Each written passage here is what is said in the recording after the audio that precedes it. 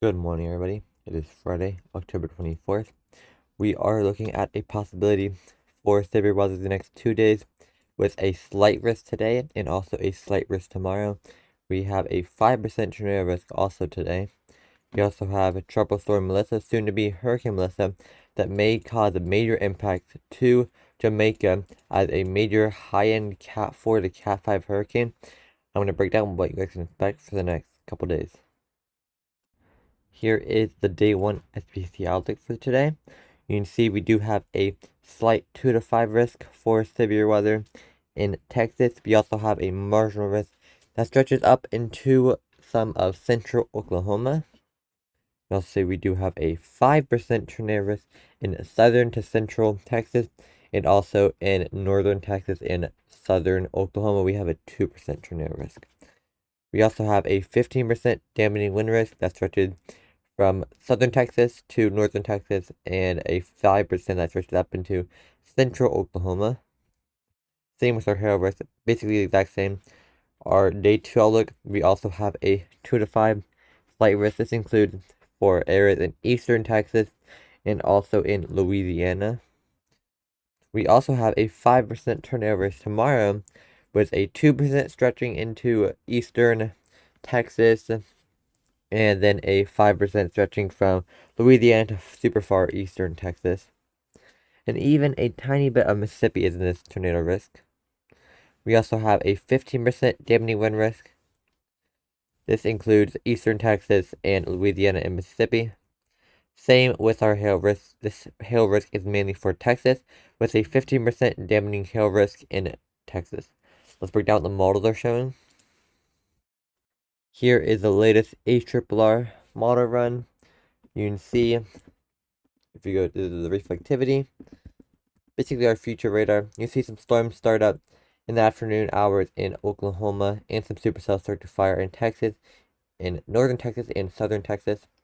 And eventually these do quickly become into a line of storms, but you can still see some discrete cells firing off behind this line and in front of this line, which will pose a tornado threat. Our main risk for today is damaging wind and hail, but a spin-up tornado is possible within this line of storms, and also when storms are first starting up. When they are discrete supercells, they also have the highest risk for tornadoes if they can get discrete for long enough. Let's look at our CAPE. Here is our CAPE numbers for today. This is basically our storm's fuel. You can see we do have about 3,000 CAPE in northern Texas and about 2,000 in areas in southern Oklahoma, where we do have the 5% tornado risk and also the 2% tornado risk stretches from. Like I said, with the main threat being wind and hail, this is from a low pressure system that formed off the coast of California and eventually moved over here to Texas and has been causing severe weather for 2 days now, and is going to continue until around Saturday, it's looking like. Let's look at our bulk shear. Here is our bulk shear on the ARRR model. You can see we definitely have some pretty high shear numbers with this strong low pressure system, about 45 knots of bulk shear. We definitely have the environment for severe storms and also tornadoes. This is where that line is. You can see as this cold front pushes in, you can see where that bulk shear starts boating up into that line, which is where we have that main risk for damaging wind and hail, where spin up tornadoes are also a possibility. Let's look at our significant tornado parameters. Here is the significant tornado parameters on the ARRR weather model. You can see it's a couple ahead until around the afternoon hours when supercells start to fire off. Now you see some decent SIGTOR numbers. It's about 2 to 1.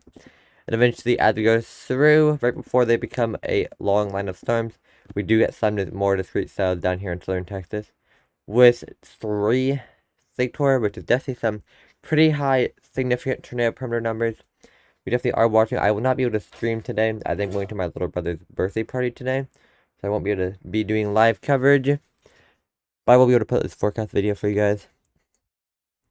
But let's look at our model for tomorrow. Here is the Rufus model for tomorrow, on the 25th. You can see this line is going to be lasting overnight through most of Texas, and eventually going to Louisiana, where we do have some discrete cells fire in front of this line, which could pose a tornado threat. in the early morning to late afternoon hours.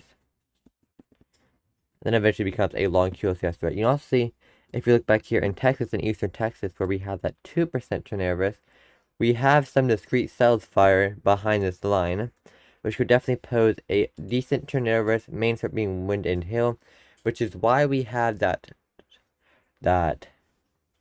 15% damaging hail risk in eastern Texas tomorrow. You'll see once we go into the 26th, this is much later overnight hours, we can see more discrete cells firing in Louisiana. I would not be surprised if we got another slight to marginal risk on our day 3 outlook. So definitely be aware for that. But let's go break down the Tropics updates. Here is the forecast code for Tropical Storm Melissa, expected to become Hurricane Melissa by 2 p.m. on Saturday, and eventually make major impacts to Jamaica and Cuba. As a major Cat 3 to Cat 4 hurricane, I would not be surprised if we pass Cat 5 status and got up to about 170 mile per hour winds, as most models are going pretty strong with this. If this does take a western path, which is still a possibility that we get a more western path, this could also cause some tropical storm force winds in Florida. I can show you guys that real quick. As you can see, there is a little bit of green in here. This is basically showing that right here in Florida, that there is a risk for tropical storm force winds if this storm takes this more western path before it gets picked up by this trough. It could cause some impacts to more of Cuba in the Bahamas. So you should definitely be on the eye for that. I can show you guys our current satellite imagery for Tropical Storm Melissa right now.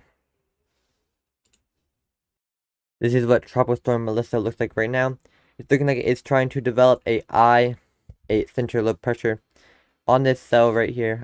This tropical system, which is very possible. It is expected to rapidly intensify over the next couple of days and become, like I said, a high-end Cat 4 to low-end Cat 5 hurricane possibly, and make major impacts to Jamaica up here, and also in Cuba, and possibly even tropical storm force winds, as it is possible it takes a more western path in the outer bands reach Florida. So I would definitely be aware for that. And if you are in Florida, I would be aware and watching this forecast very closely. It is possible you get some tropical storm force winds, which could cause some damage and possibly storm surge in high recurrence. But thank y'all for watching this video, guys. Make sure you guys like and subscribe for more forecasts.